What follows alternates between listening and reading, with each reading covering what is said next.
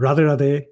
Today is Saturday, April 25th, 2026, and here we are to present to you this recap video for today's Bhagavad Gita study session.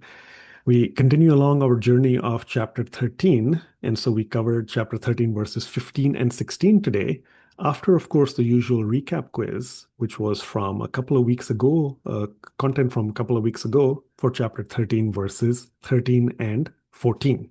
So we'll see here momentarily the cover slide, recap quiz for those prior two verses, and now chapter 13 verses 15 and 16. As always, if you take a look at the description for the video, you'll get the free link to the community portal, free access there for all these slides, all the quiz questions, and so on, and much more material, all for your learning progress. Let's then take a look at the first of the verses we covered today, chapter 13, verse 15. Sarvendriya gunabhasam Sarvendriya vivarjitam Asaktam sarvabhricchaiva Nirgunam gunabhoktricha. So chapter 13, verse 15 has the catchphrase as a question to think about. Senseless sustainer? As we had learned in the session, sustainer, of course, we all know and recognize that God is that sustainer for everyone and everything. Is he senseless? Well, in one aspect we've learned today, he is devoid of the senses. We talked about which senses, and we'll come to that. At the same time, he is not senseless. He is very sensible, he's loving, caring. So again, two ways to look at this catchphrase, but again, a question for everybody to ponder about. In this verse, chapter 13, verse 15, we see, as we had mentioned in the session, the sort of series of many different contradictory attributes. Descriptions by God himself of what he is and what he also is in terms of the opposite, and so on. So, for instance, Sri Krishna says he perceives all sense objects. Though he does that, yet he is also missing. He is devoid of the senses. Okay? He is unattached to anything, he's detached, yet he is a sustainer of all. Although he is without attributes, yet he is the enjoyer of the three modes of material nature. In very, very simple terms, if all of this is, as we often say, oh, this is going over my head or this is difficult to understand, in fact, that's fine because to know God, we can fully know him only through his grace. So what it is that it's a reminder of having that pure humility and total love and devotion for God. If we have that faith, we totally, of course, appreciate and understand all of this as being truth and the real divine truth. If we have doubts, we start applying our material mind and intellect, our mundane logic, as Swamiji often states, then we're actually going to just go in circles. Many times, then people give up the path of spirituality. Many times, people start questioning the existence of God. And all that, of course, is incorrect and also counterproductive to our real purpose as these tiny fragments of God. We, in fact, have knowledge from so many different scriptures, discourses, lectures, etc. And we've seen, even in some of the prayers, the shlokas, that all these opposing displays or aspects or abilities have been mentioned in many, many different places. So, again, with faith and love, we truly accept everything. So, as a reminder, of course, we had seen in chapter 13, verse 14, everywhere are God's hands, feet, eyes, heads, faces, and ears. That's again, we look at it from a material sense. Yet, today, now, chapter 13, verse 15, we're hearing the opposite that God doesn't possess any senses. Again, as we had mentioned in the session, it's always about this contrast between the material and the divine. God is divine, so he certainly can state that he doesn't have material aspects or objects or possessions. Yet, of course, we know God can take a form. Remember, we can't put that constraint on God that we can take a form, but he cannot take a form. Therefore, again, God can take on a form and he can totally take it for those who are blessed to be able to see him from a material standpoint. He does it by his own cause, but he, like us, then takes on, of course, a divine body. But to us, it looks as if things are material. indeed, then, he has material senses, you can say, with which he's walking and grasping and so on. But reminder again is that to us it seems that way, but for God, all of that is a material. Nope, it's a divine possession. So it's a reminder we want to make sure that everybody is clear about. But we can take material aspects and forms. God certainly can do that as well. So, as again Swamiji says, mundane logic just does not apply over here.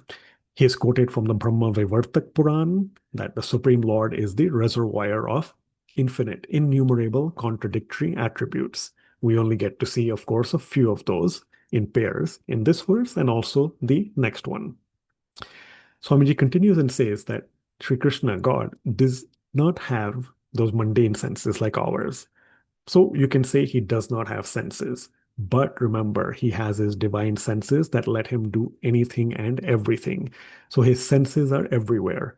Sarvendriya Vivarjita means without material senses.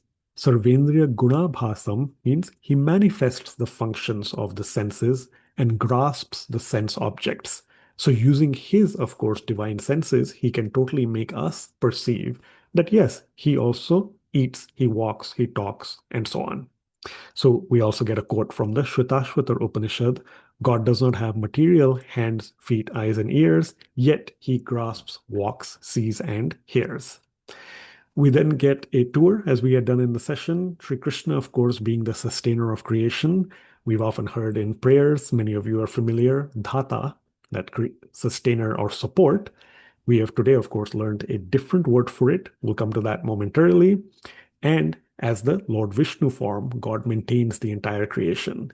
Then remember, Brahma is given that task, entrusted with the task of creating the material universe. That's again under Lord Vishnu's dominion, under God's full supervision, if you say, and oversight. And then, as we mentioned, Swamiji has talked about the parliament or government, God's administration. He has delegates, he has representatives. The celestial gods take care of ensuring that we get earth, air, water, fire, and so on. And so all this is mentioned in the Vedas. And despite all that, God is detached from everything. He's Atmaram. We have seen this way back, I think, in chapter 4 or 5, one who rejoices in the self and has no need of anything external. Again, contradictory, but we appreciate and accept that because this is the absolute golden truth from Sri Krishna. Just like these delegates, the celestial gods, the representatives, the material energy as well, Maya, is subservient to God. Like each of us, hopefully, doing small parts of humble seva, the material energy also serves God. So remember, everything is for the pleasure and enjoyment of the Lord. Chapter 2, verse 47, we are not entitled to the fruits of our actions. We, of course, present and offer everything to the Supreme Lord. Therefore, he is nirguna, he is beyond the three gunas. He's divine, he's transcendental, yet he appreciates and enjoys everything. It's all for him. We are offering it to him. The gunas are material, God is divine. He enjoys the three gunas. That is the aspect we've learned today as well. So in terms of Sanskrit words for our dictionary, let's take two. Sarvabhrit is this new term we learned today for the sustainer of all. Sarvabhrit, the sustainer of all. And then, despite being away from the three gunas, the enjoyer of the three modes of material nature. Guna bhoktri, the enjoyer of the three modes of material nature. Again, guna bhoktri. So two here, Sarvabhrit and guna bhoktri. Next, then, let us go on and take a look at chapter 13, verse 16. Bahir antascha bhutanam acharam charam eva cha sukshmatvat tad vigneyam durastham chantike chatat. So chapter 13, verse 16 has the catchphrase also as a question, also with alliteration, logical locus. Locus, in the simple sense, of course, is talking about the place or position or location of anything or anyone. Also, as we said in the session, some of you maybe got a reminder of mathematics or geometry from back in the day. Locus, the set of points that an entity takes based on, certain equations or parameters or constraints. Anyway, that was a side note, but here really we are asking logical locus. What is the logical locus for God? What is the position? What is the location? Again, too much mundane logic, not going to get us anywhere. We know the answer, but we want to keep pondering about it. Is he here? Is he there? Is he not here? Is he not there? We really have learned today, of course, that again, he is omnipresent, he is ubiquitous. We saw in the quiz question, he exists outside and inside all living beings. He is inside all moving things and also all non moving things. He is subtle, which is why he is incomprehensible to us till we get the grace of God. He is very far, but he is also very near. Again, baffling to someone who doesn't appreciate all this with that pure love and devotion. Yet, on the other hand, we totally appreciate, as the spiritual aspirants on this collective journey, that God can take on all of these attributes, all of these aspects.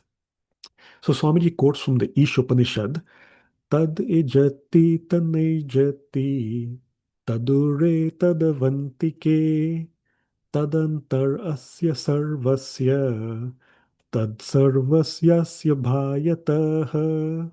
So that's from the Ishopanishad Mantra 5, one of the more popular common ones. The Supreme Brahman does not walk, and yet he walks. He is far, but he is also near. He exists inside everything, but he is also outside everything. So again, we've talked at length in many, many sessions prior as well, having a form versus being formless. So the Supreme Brahman formless, yet also God taking on a form. He can do anything and everything. That is the crux of all of this.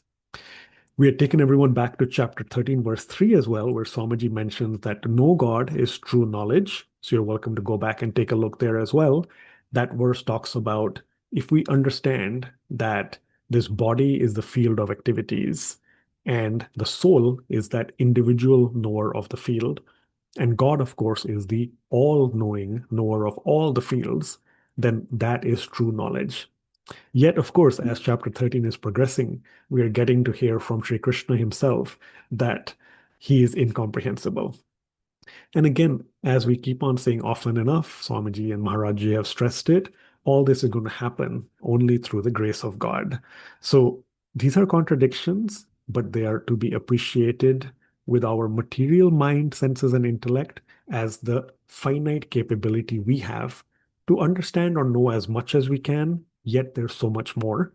It'll happen at some stage with the right effort and also the grace of God. So we cannot reach God at this point, but as Swamiji concludes the commentary here, if God himself bestows his grace upon someone, then that fortunate soul can come to know him. So here, again, if we recall back in the session, I had mentioned a couple of other examples. One is in the context of this word here. So let's go to dictionary first. Sukshmatvat, due to subtlety. Sukshmatvat, due to subtlety. And then avignayam, incomprehensible. Avignayam, incomprehensible. So two words from this verse as well for our dictionaries in Sanskrit. So remember, sukshma, we've seen part of this word sukshmatvat, that is to do with subtle. Sukshma roop, I had mentioned, is to do with the Hanuman Chalisa, which coincidentally, of course, on this Sita Navami, is a great connection over here. It's also, remember, we had shown you back with the purifying prayers, the third prayer and the very last one, the class opening prayer here, Hladinim Shakti Rupinim. So that Hladini Shakti of God, we have talked about it as often being the divine mother. And that's that energy of God that lets God stay aloof from everything. So while he, of course, is Atmaram, he is totally complete in himself. And as we see, one who rejoices in the self and has no need of anything external, Hladini Shakti helps administer and perform what is necessary for things to happen. God stays detached. Now, Hladini Shakti, remember, the Divine Mother, Radharani, Sita Mata. So today, again, on Sita Navmi, we get to see, like I said, this root word here, Sukshma, which in the Hanuman Chalisa, Hanumanji, remember, he had gone, he paid a visit to Sita Mata. gave some support, and then he took on the tiniest of sizes, he took on the largest of sizes. Again, that is one display of course, God here in these contradictory or with these contradictory attributes. That's one connection. And then the other connection, remember, we mentioned in the session was a possible second catchphrase, a simpler one for this chapter 13, verse 16. He's in the pillar. Remember the debate between Prahlad and his father not believing that God is everywhere, and he challenged Prahlad, is God in the pillar? And indeed, Prahlad said yes, and that is when the Narsimha avatar took place. Indeed, that is a great example from the scriptures here, talking about this category here. God is in everything that is not moving as well. Truly, truly everywhere. Let's also take a look at the flyer we discussed in the session. Remember, the question here is, what should you try to comprehend about the subtle dichotomy here? We see this lady peacefully, happily meditating. God is inside her. God is outside her. In fact, next to her hair. Also, God is near. And then if you look at the background, God is very, very far. All these contradictory attributes, God can take them on. He says that in the shlokas. We know it, of course, with faith and love. What should we try to comprehend about the subtle dichotomy here? Well, one thing is that it is very subtle. It's a subtle point, but also the fact that God is subtle. Due to his subtlety, he is incomprehensible. So ironically, we cannot maybe comprehend everything.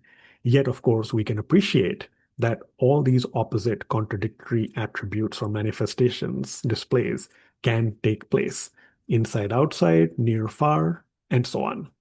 So that is the takeaway from the flyer connecting today to the content for chapter 13, verses 15 and 16. As always, we shall then meet next time. It's going to be a new month. So it's Saturday, 2nd May 2026. We'll have our recap quiz on these two verses covered today and then get into more content.